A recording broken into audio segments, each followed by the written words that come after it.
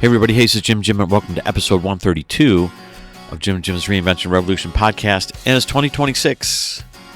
That's right.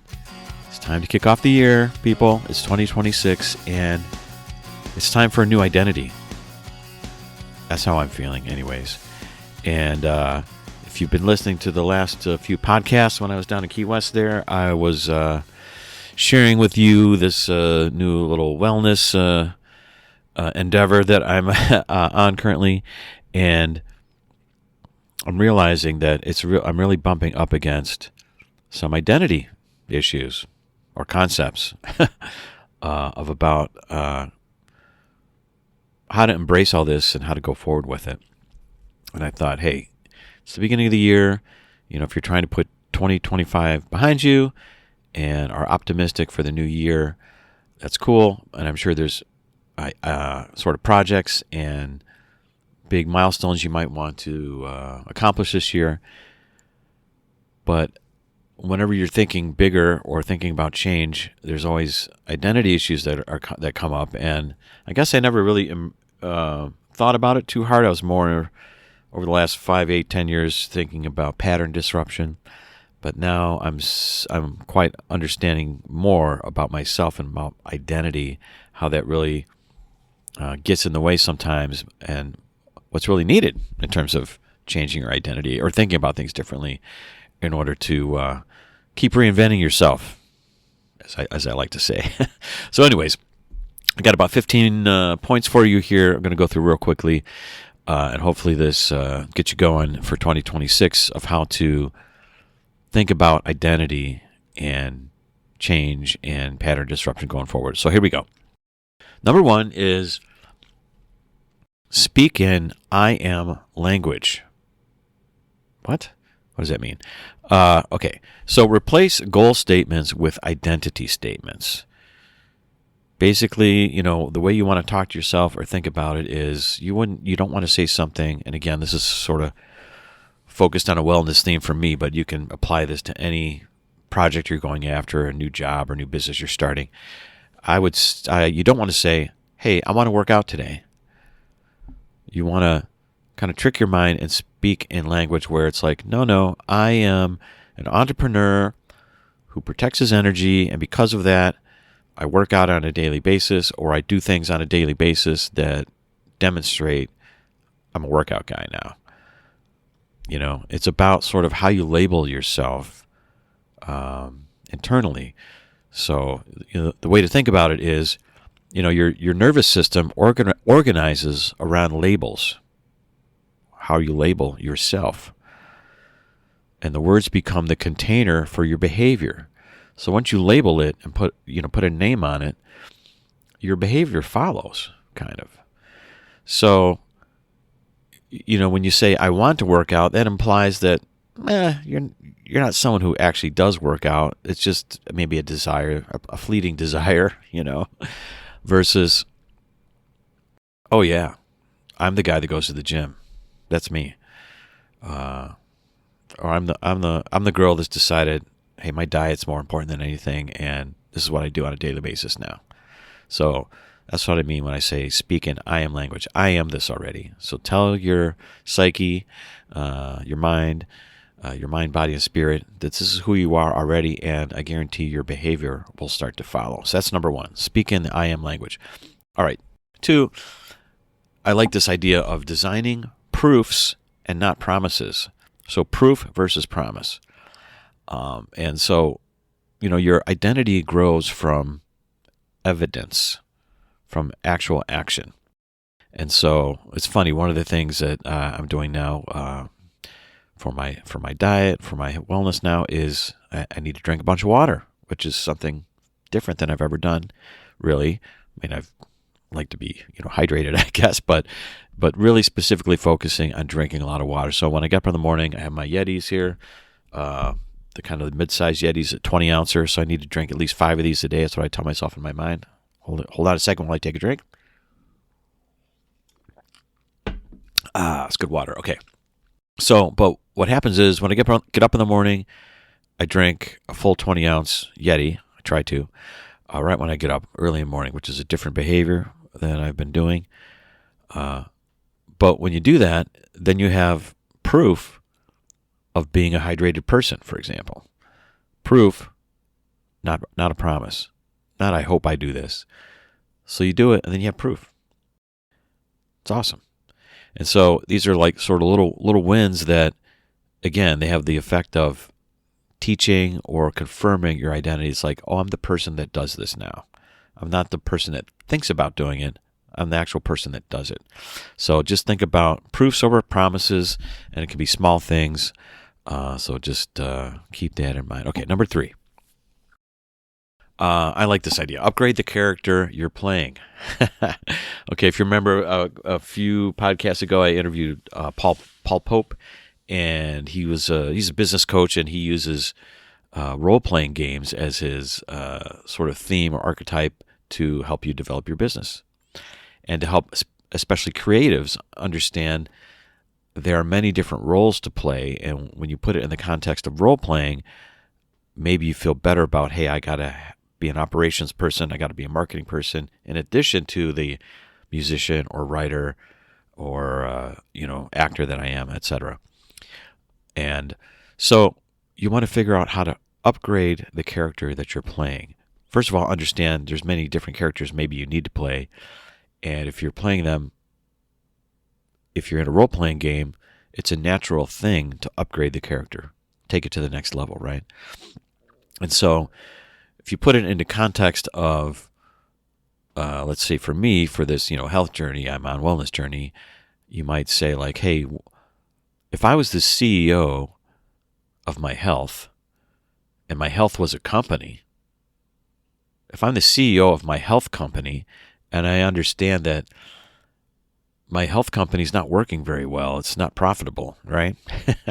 Why is it not profitable? Oh, because you eat the wrong stuff, because you don't work out, whatever, right? But if you're the CEO and you kind of are kind of rising above and looking down on all the aspects of the project you're interested in executing, I think a few things will jump out right away. It's like, oh, okay, I have to change this. I have to act differently. I have to really fix this part immediately.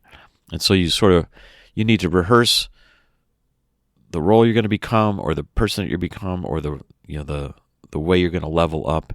And when you see it as a different role, even within your own life, like that's a big shift, pretending you're the CEO of whatever this project is you're working on.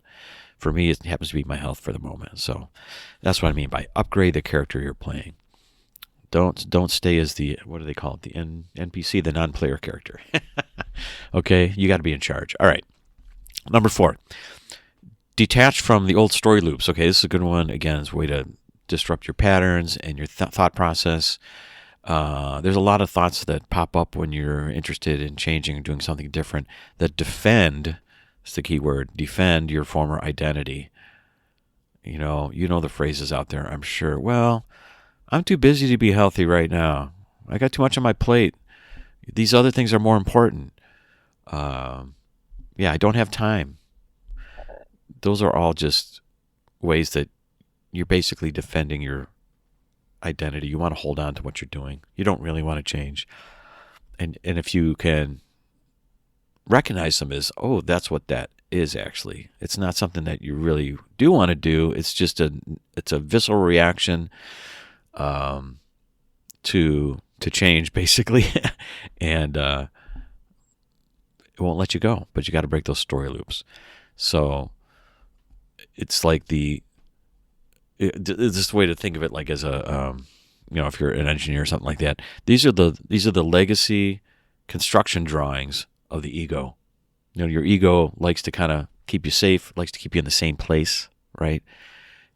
And so when you try to do something different, your ego's like, nope, we're doing this. Nope, we don't have time for that. Can't do. No can do. No can do. No can do. But those are old story loops. That's how to think about it. It's just a story. Change the story. Okay. Number 5. This is a good one. What you want to do is try to link whatever you're doing, whatever your interest is in changing, whatever, link it from the specific sort of idea that you have to a larger mission. So in my case, in this particular moment, linking wellness to maybe my entrepreneurial mission or the mission of the podcast. So, quite often this is why I do the podcast in general, is I'm on this mission to help myself, but I want to help others in the process and share my experience and learn from others and put some context around all these things for everyone who's listening out there. And so here's a statement that would be like a crazy statement for me about, let's say, my business. My body is the platform for JimJim Group's impact. If I shift this in my mind, that's like, hey, in order to even do my business, that's my consulting business, JimJim Group, in order to even have any impact with it, I have to be healthy. My body's the platform for that. And so if I work on my body, that can only improve or make the impact greater of the business or the task or the project, whatever, that I'm really interested in doing. So the way to think of it is like, let's say for me again, when wellness is that, if that serves the business calling, the discipline that's required to do that, to go to the gym every day, to eat properly, the discipline turns into devotion. You go from discipline to devotion. I think when people start projects, it's like, I got to be disciplined. I got to do this. I'm trying to learn a language. I got to spend time with it every day. And it sort of feels like it's a hard task, right? But if you connect it to this larger mission and you'd be like, you know what? I'm going to learn this new language, and next year when I visit that new country, I'm going to be able to help people create business relationships or do the mission work that I'm interested in doing, 10 times better. And so the discipline turns into the devotion, and then, motivation goes away and you're on your mission. So I really love that one. Link wellness, or link your goal to a larger mission. Okay. Number 6, change environments to change your self-image. Okay. This is an obvious one in my 7 simple ways to prime your mind for reinvention. One of my favorite things to do is travel. And I think that's a great way to, again, prime your mind for reinvention. But in this case, this is I want you to think about all your environments, or your environment on a daily basis, and new things you can do to cue yourself differently, things you can change about your environment. So instead of just getting away for 3 days and going on a solo trip, which I highly, highly, highly recommend, this will open your mind and create change in your life. Think about changing maybe smaller things that are right in front of you. Like,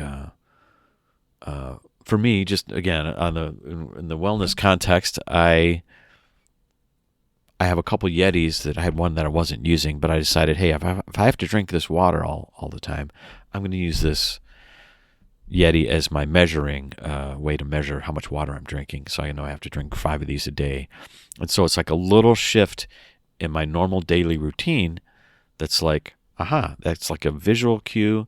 It's something changed about my normal environment that, like, now I don't go anywhere without this. I used to keep it in the car or only like fill it up and have some water with me driving. Now I take it everywhere I go. I'm in the gym. I have it with me. I'm at home with me. It's sitting on my desk right now as I'm recording the podcast.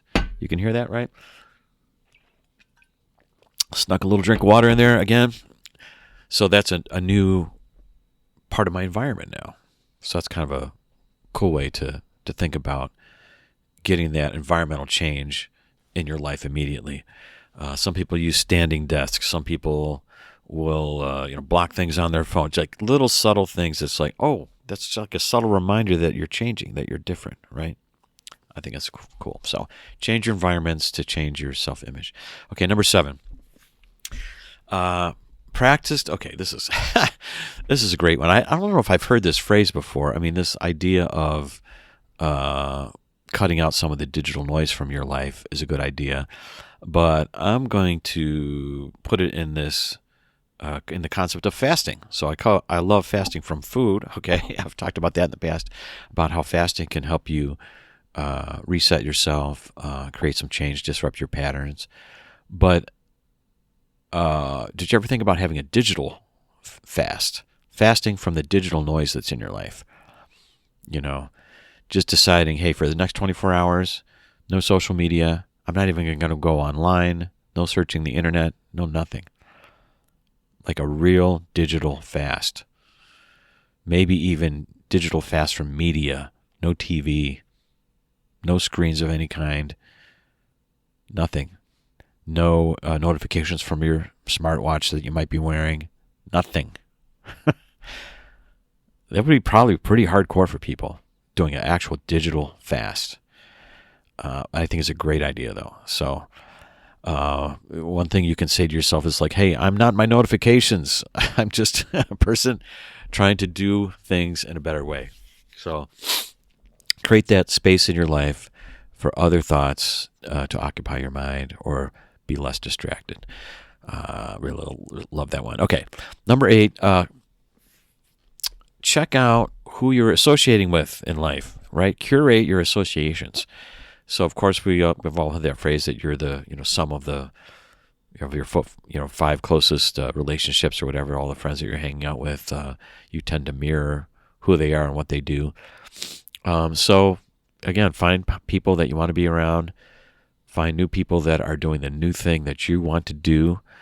So I'm spending more time at the gym. So instead of just being annoyed by when the gym is really crowded and being annoyed by that, I'm sort of flipping the script and thinking like, look at all these amazing people that are here today that are maybe farther down the path than me. And I can learn from them. I can hang out with them. I'm going to be one of them. I am one of them. Right? You want to be hanging out with people that are levels and levels above you, and let them pull you along with them. So, this can be applied to athletics or your business occupation or the spiritual stuff that you want to get into, whatever it might be. But you borrow identity. So this is like, it kind of reminds me of playing music, honestly. So like, how do you get better at playing the saxophone and improvisation? Well, anyone will tell you that's done it a long time is you got to listen to the masters. Go hang out with the guys that were doing it, that did it at the highest level. See what they were doing, listen to their phrases, copy them.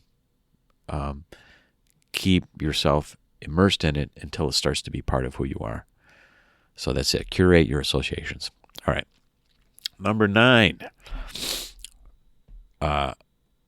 This is a little bit, I don't know, maybe seems a little bit of a harsh language to me, but it's a rigidness that I think is maybe not appreciated. So number 9 is ritualize mornings as ceremonies. Now, people talk about morning routines and what's a good way to start the day and that kind of stuff, but I want you to think about it as a ritual or as a ceremony, whatever you might do in the morning. And this is again about really addressing your identity. And your identity can be so rigid that sometimes it just needs to be smacked around or smashed a little bit. Like, hey, get out of the way, okay? And a way to do this is to think about your morning not just as a morning routine, but as a ritual or a ceremony, something that's more serious, that's more impactful.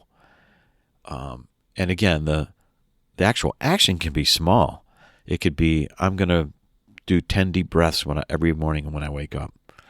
And because you're doing that, you're teaching your mind, body, and spirit that you are in charge, that you are a different person. You're going about your life in a different way. It could be, I'm going to have coffee today, but I'm not putting sugar in it. What? That's insane. I love my coffee with sugar. I can't do that. What is that? That's your loops. That's your automatic loops turning on, right? Versus, you know what? Just have the coffee without sugar. Your second cup you can put sugar in, but the first one, you're going to change. And when you do that, maybe the second one and maybe the next mornings, you'll continue to do it because you will have shifted your identity. So I like the idea of ritualizing mornings as a ceremony, like slow down and think consciously about it. Maybe do some meditation, prayer, intention, however you see that. I think it can have a big impact. Okay. We're getting to number 10, finally. Okay, 10, this is one that I am dealing with right now. Well, hold on, I got to get a little sip of coffee here. And I never would have kind of imagined it, but on this wellness thing, since I'm shifting and going to the gym a lot, really shifting my diet, it's impacting all the things I was doing. It's like been a very abrupt, disruptive change to my lifestyle, what I was doing before. And so number 10 is grieving your former identity. I know, it sounds stupid. Is this too deep and serious? It sounds stupid, but the first few weeks I'm still a little depressed over the whole thing I'm doing, because the changes in my behavior, I'm cooking more, I'm eating better, I'm going to the gym, but that's taken a lot of time away from the other life I was living, where I was going out more, hanging out with friends, having a drink or two, practicing music a lot. It's really impacted, like, wait, this is getting in the way of me practicing music and doing gigs, like the stuff I need to do. It's getting in the way of the business stuff I want to do, some of the investing things. It's like, this is taking a lot of time and effort. And it was initially depressing. It's still a little bit depressing, because I have to figure out how to go forward and how to be different going forward. And I realized, oh my God, this is like, I really have to grieve like who I was. Like, I'm not doing that anymore, because I don't want to do it anymore. I'm feeling better doing what I'm doing. I know for the long run I need to do it. But now it's like I have to think about what my former life was and figure out how to fold it back into this new thing I'm doing. Okay, so I think the idea here, anyways, is that consciously letting go of who and what you were will prevent or lessen the sabotage, the self-sabotage that might come about, and welcoming in this new thing is a better idea. So don't take this lightly. Grieve your former identity. Just kiss it goodbye. Just understand that other person's dead. It sounds brutal, but I think it's really the case, and I'm experiencing it right now in this moment. So that's how I'm thinking about it, and I think it's kind of a relief to be like, oh yeah, you know what? I'm not that person. I'm not going to be that person going forward, but I'm going to incorporate some of those things I like to do into this new thing I'm doing now. I have to. Okay. All right. So number 11, now this is a weird concept. This came from the internet. I was searching around, a little chat GPT infusion here, but I like the idea. Number 11 is keep a belief splicer journal. What? I don't know what this term is, but the idea is maybe write down your current belief, your old belief, the person who you were, or the person who you are, versus the new belief, the person you want to be, the person that you're starting to be now, the old versus the new. And it'll be more clear to you, oh, okay, I'm realigning myself. There is some real change here, or you'll be able to match up progress, I guess. You'll be able to sort of identify the progress. And so again, when you see the change, or you see the intention, writing it down is it informs your mind, body, and spirit in a better way, like a more stronger way. Just thinking about it is cool, but if you actually wrote it down, you remember things better that way. It gets the intention and belief into your body more clearly. So I like the idea of keeping a journal and thinking about what's old and new. Okay, number 12. We're getting to the end here. We got about 15 to go. We got up to 15 here. Okay, so celebrate publicly, maybe. Like get this new identity in your mind, body, and spirit. Talk about it. Share it with someone. In this case, I'm talking about it on the podcast publicly here. Like, hey, I'm going to be this person. I'm this new person. I'm going to become the founder of a new business, for example. Start telling people about it. And a lot of people might say, hey, if you're doing something really radical, don't tell your friends and all that kind of stuff, which I understand because you don't want them arguing with you or telling you not to do it or that it's not going to work. But find those like-minded people that are open, that will accept it, and start telling them. And they will think, oh, that's amazing. And they're going to start treating you as if you're that person. Once you start attracting the people that can help you move on the journey that you're interested in going on, things start to move faster. So I think there's something about sharing it publicly and celebrating it in some fashion. Okay, so number 13 here is thinking about your habits and your current habits, and maybe harmonizing them with the new identity that you have. So this is kind of what I'm right in the middle of. Like, there's things I was doing, and this is just 2.5 months ago. Like, I was doing this more often, doing that more often, that I'm not really doing anymore because it's gotten in the way, like, of this new thing I'm trying to do. But you need to take those habits and things you're interested in doing and harmonize them with the new way with the new way you're living.